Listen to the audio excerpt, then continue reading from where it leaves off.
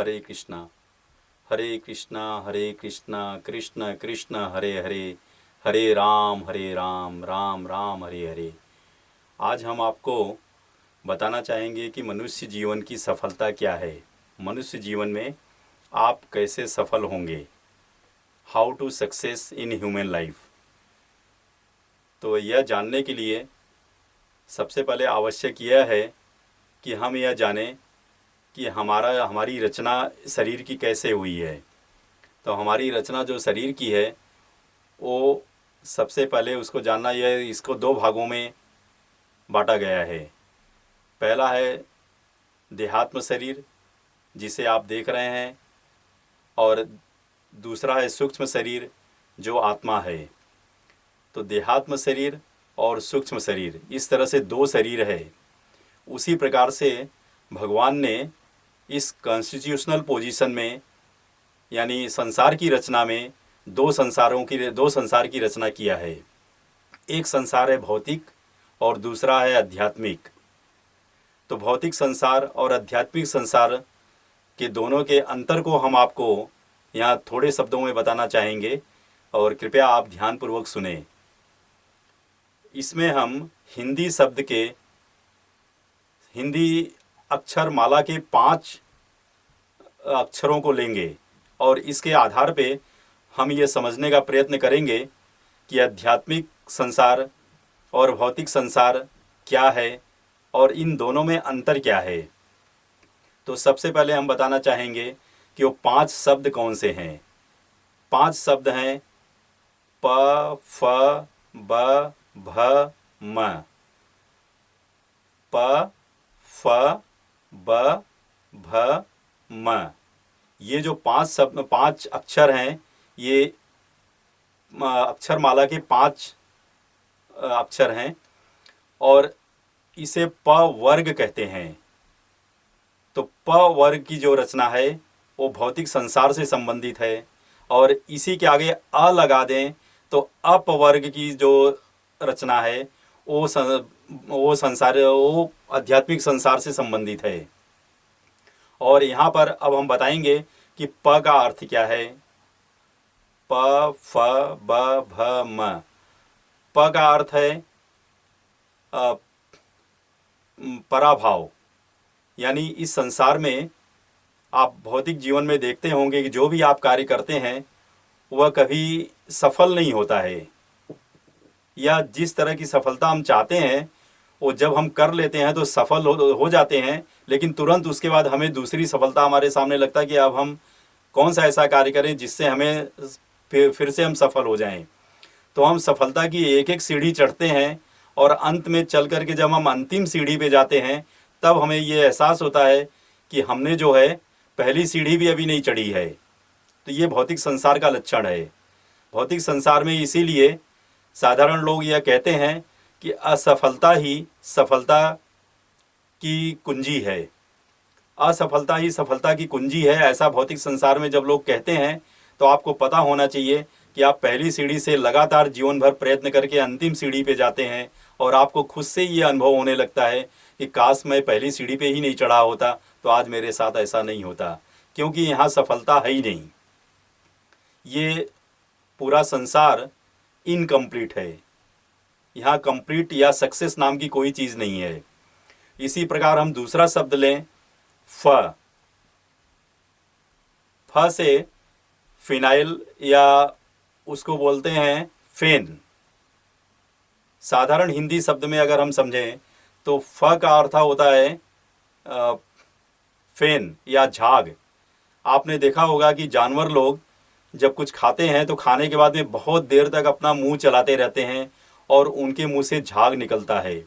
खास करके घोड़े को आप लीजिए, तो घोड़ा जब खाना खा लेता है तो उस चारा खा लेता है तो उसके बाद लगातार मुंह चलाता है और उसके मुंह से झाग निकलती है। क्यों निकलती झाग? क्योंकि वह घोड़ा बहुत परिश्रम किया है, और यह परिश्रम करने के बाद वो थक जाता है, और थक करके जब वो अपना मुंह चलाता रहता है तो उसके मुंह से झाग निकलती है। ठीक यही स्थिति इस भौतिक संसार में हमारी है। हम बहुत से कार्य करते हैं और कार्य करके इतना थक जाते हैं कि आगे फिर हमें लगता है कि अब कल जो कुछ करना होगा करेंगे, अब आज बहुत हो गया। तो एक समय तक हम कार्य करते हैं और फिर छोड़ देते हैं और कल का इंतज़ार करते हैं। तो आप यहाँ पर देखेंगे कि इस भौतिक संसार में कोई भी कार्य करके आप थक जाते हैं, लेकिन आध्यात्मिक संसार में ऐसा नहीं है। आध्यात्मिक संसार में आप जो भी कार्य करते हैं उसमें इतना आपको आनंद प्राप्त होता है कि और इच्छा होती है कि और करें और करें, और आप कभी थकते नहीं हैं। इस तरह से तीसरा शब्द हम लेते हैं प फ ब। ब मीन्स यहाँ पे ब शब्द हम बताना चाहेंगे कि ब मतलब बंधन। ब मतलब बंधन जो है, जब हम इस संसार में कोई भी कार्य करते हैं तो उस कार्य के द्वारा जब वो कोई परिणाम हमें मिलता है तो उस परिणाम से हम लगातार बंधते जाते हैं। और हमारी स्थिति एक बार ऐसी आती है कि हम बहुत से कार्य करने की इच्छा नहीं होती है तो भी हमें विवश होकर के ये कार्य करना पड़ता है। तो भौतिक संसार का ये लक्षण है कि यहाँ पर बहुत से कार्य करते हुए भी हम जो है उसमें अधिकाधिक बंधते जाते हैं, और अंत में हम इतना थक जाते हैं, इतना परेशान हो जाते हैं कि हमें जो है बहुत सारे बंधन, जैसे हमने गृहस्थ जीवन है तो हमें परिवार का बंधन है, समाज का हमने कोई पोजीशन लिया है तो हमें समाज का बंधन है, तो सामाजिक बंधन, पारिवारिक बंधन, पत्नी का बंधन, परिवार का बंधन, इस तरह से हम सारे बंधन में बंधते जाते हैं और हम कहीं पर भी अपने को स्वतंत्र महसूस नहीं करते। और ये बाई कंडीशन, यानी हमें विवश होकर कार्य करना पड़ता है। यह भौतिक संसार का नियम है। लेकिन आध्यात्मिक संसार में ऐसा नहीं है। आप आध्यात्मिक संसार में भगवान श्री कृष्ण के लिए जो कार्य करते हैं वह प्रसन्नतापूर्वक करते हैं और उसमें आपको आनंद प्राप्त होता है और उसमें किसी का बंधन नहीं होता है। आप अपनी रुचि के अनुसार कार्य करते हैं। इसके बाद चौथा शब्द हम लेते हैं प फ ब भ।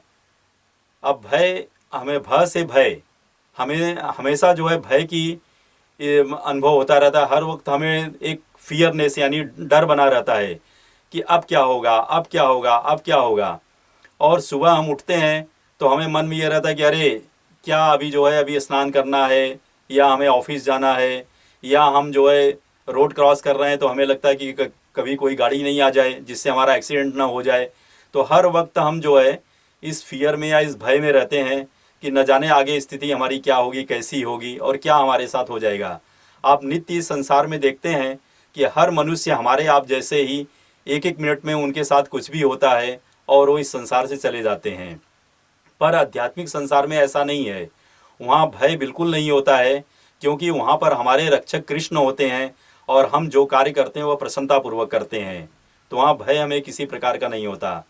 तो इस प्रकार से आप देखेंगे कि प फ ब भ और अब आता है म।